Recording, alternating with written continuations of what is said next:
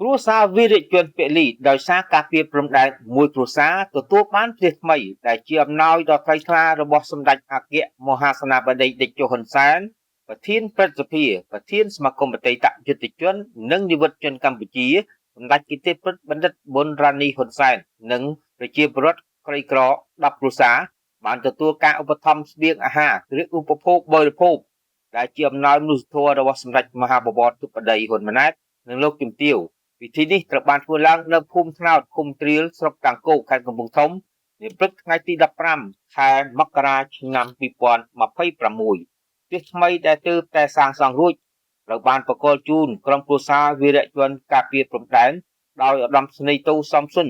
មេបញ្ជាការតំបន់ប្រតិបត្តិការសឹកគ្រោងកំពង់ធំតំណាងគណៈកម្មាធិការសមាគមអតីតយុទ្ធជននិងនិវត្តជនកម្ពុជាខេត្តកំពង់ធំដោយមានការចូលរួមពីលោកជួនសិរាវិទ្យប្រធានសាខាមូលនិធិជំនួយសង្គមខេត្តកំពង់ធំនិងលោកសៀឡុងធីរ៉ាអភិបាលរងស្រុកតាំងគោកនិងអាជ្ញាធរដែនដីភូមិឃុំរួមទាំងសហការីដែលមានទំហំផ្ទះ5ម៉ែត្រគុណនឹង7ម៉ែត្រសាងសង់អំពីសសរបតុងឆ្អឹងដែកដំបូលប្រក់សង្កសីកិនភ្លីជញ្ជាំងស្មាតផាត់រនាបប្រាដាដែលមានការតសញ្ញត្តិទៅក្រោយប្រវែង3ម៉ែត្ររួមទាំងមានបង្គន់អនាម័យសម្រាប់ប្រើប្រាស់ផងដែរក្នុងនោះក៏មានស្បៀងអាហារគ្រឿងឧបភោគបរិភោគសម្ភារៈប្រើប្រាស់គួយមុងកន្ទេលខ្នើយចានឆ្នាំងរួមទាំងសម្ភារៈប្រើប្រាស់ផ្សេងៗទៀតដែលជាអំណោយរបស់សម្ដេចមហាបវរធិបតីហ៊ុនម៉ាណែតនិងលោកជំទាវលោកយាយពៅធីតាអាយុ71ឆ្នាំមានកូននិងចៅ7នាក់នៅក្នុងបន្ទប់នាំគ្នារស់នៅក្នុងផ្ទះតូចចង្អៀតព្រឹត្តព្រមបាក់បែកពុកផុយដោយសារតែមានជីវភាពលំបាកខ្វះខាតបានរៀបរាប់ថាប្តីរបស់លោកយាយឈ្មោះមឿងពៅបានចូលបម្រើក្នុងជួរកងទ័ពនៅក្នុងអំឡុងឆ្នាំ1981នៅអង្គភាពវរៈសេនាទូតលេខ6យោធាខេត្តកំពង់ធំដោយមានឋានន្តរស័ក្តិអនុស្រីឯកបានពលីជីវិតនៅក្នុងអំឡុងឆ្នាំ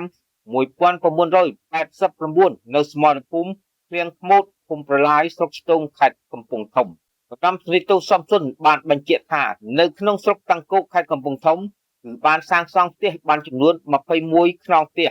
ហើយបានប្រគល់ជូនក្រុមគ្រួសារអតីតយុទ្ធជនរួចមកហើយដោយឡែកផ្ទះមួយចំនួនកំពុងតែដំណើរការសាងសង់ប្រគល់ជូននៅពេលក្រោយបន្ថែមទៀត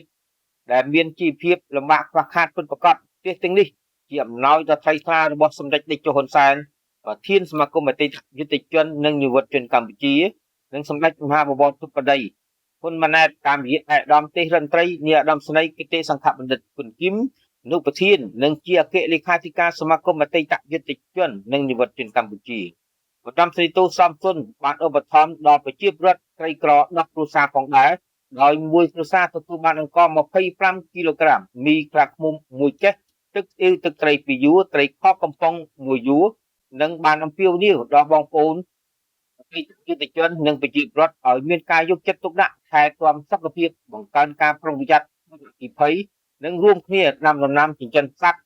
ដើម្បីបង្កើនផលជីវភាពគ្រួសារក្នុងរដូវប្រាំងនេះហើយកំពុងធំខ្ញុំបុត្រថាធ្វើសេចក្តីរាយការណ៍